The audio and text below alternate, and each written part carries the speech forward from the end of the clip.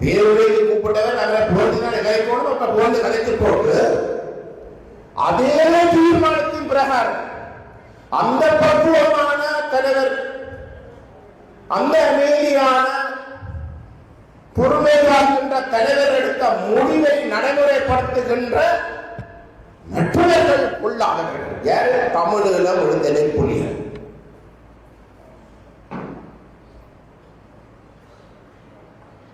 அல்லது இந்த ஒற்றையாட்சியை முற்றுமுழுதாக நிராகரிக்கிறது. நாங்கள் இனியமாக தயாரில்லை. சரி, நாட்டை பிரிக்காமல் வேறேதும் ஒரு தீர்வை நாங்கள் பெறுவதாக இருந்தால் அந்த தீர்வு தமிழ் தேசத்துடைய அங்கீகாரத்தை தவிர்த்த, தமிழ் தேசத்துடைய இறைமையை அங்கீகரிக்காத,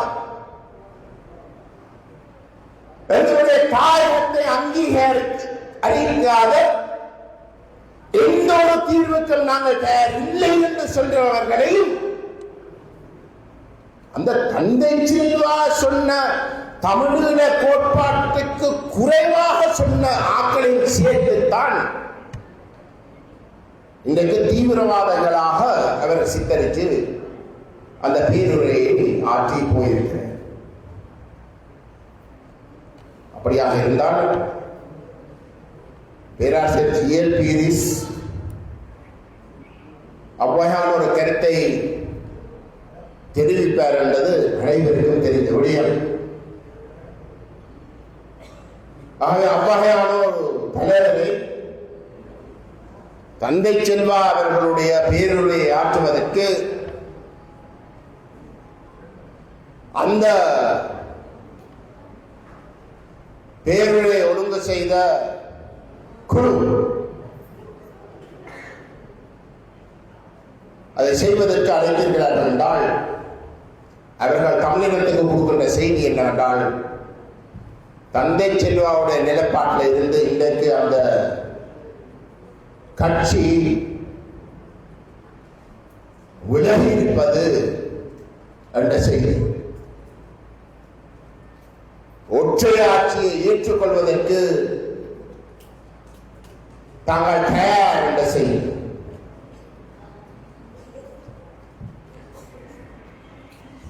தமிழீழ விடுதலை புலிகள் அல்லது தமிழ் மக்கள் தனிநாடு கோருவது நியாயமற்றது.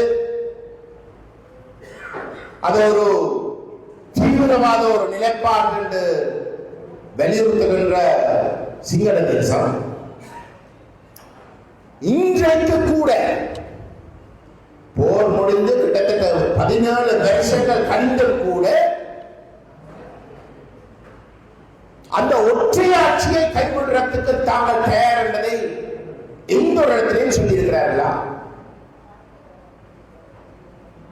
வட்டுக்கோட்டை தீர்மானத்துடைய 50வது வருடம் இந்த வருடம். அந்த வட்டுக்கோட்டை தீர்மானத்தை நாங்கள் கைவிட வேண்டும், தனித்தமிழகத்தை நாங்கள் முற்றுமுழுதாக கைவிட வேண்டும் என்று வலியுறுத்துகிற சிங்கள தலைமைத்துவம்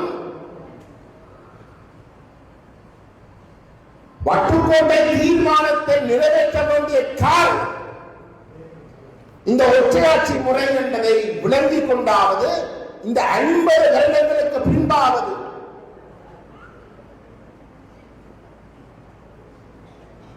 அந்த ஒற்றையாட்சியை கைவிடுவதற்கு தாங்கள் தயாராக இருக்கிறாராக அவர்கள் சொல்வதற்கு தயாரில்லை. அப்ப இந்த இடத்துல வந்து ஒரு புது புள்ளியை சந்திக்கிறது.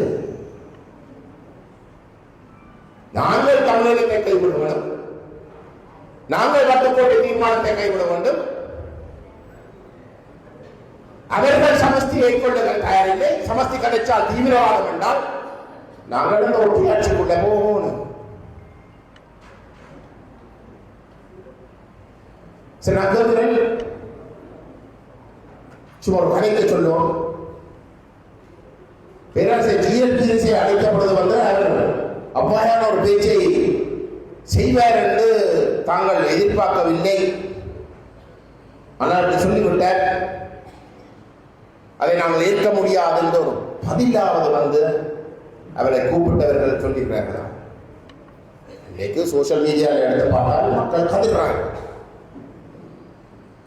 தமிழ் தேசத்துடைய தந்தைக்கு, அந்த கட்சிக்கு, அந்த கட்சியினுடைய உறுப்பினர்களுக்கு அந்த தந்தை காட்டி சென்ற கொள்கைக்கு நேர்மாறான ஒரு கொள்கையை பேசி போட்டு போயிருக்கிறார்கள் என்று சோசியல் மீடியாவில் வந்து மக்கள் கத்துறார்.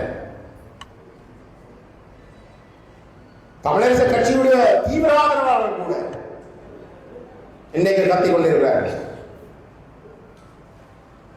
ஆனால் அந்த தலைமைத்துவம் அதை பற்றி ஒரு தெளிவுபடுத்த செய்யா. இப்ப நான் ஏன் இதை சொல்றேன் என்றால், ஜோதிலிங்கம் ஐயா குறிப்பிட்டது போல இந்தியா காலகட்டத்திலே தமிழ் தேசம் ஒரு பொது புள்ளியிலே சந்திக்காமல் நாங்கள் இந்திய சமகால அரசியலை முகம் கொடுப்பது என்றது ஒரு கடினமான விடயமாக இருப்பது என்றது இந்தியா யதார்த்தம். தமிழ் தேசியவாதத்தை வலியுறுத்துகின்ற கட்சிகள் சிதறி போயிருந்தபடினால், அது குறிப்பாக தமிழ் தேச மக்கள் தங்களுடைய வாக்குகளை சிதறினதாம். அந்த கட்சிகள் ஒன்றுபடாட்டி ஒரு பொது நிலைப்பாட்டை எடுக்காட்டி தமிழ் தேசத்துடைய ஆணை தொடர்பான கேள்விகளை தமிழ் தேசத்துக்கு முழு விரோதமாக இருக்கக்கூடிய இந்த அரசாங்கம் எழுப்பும். ஆகவே நாங்கள் ஒன்றுபட வேண்டும், கொள்கை ரீதியாக ஒரு பொது புள்ளியிலே சந்திக்க வேண்டும் என்பதிலே மாற்று கருத்து கிடையாது.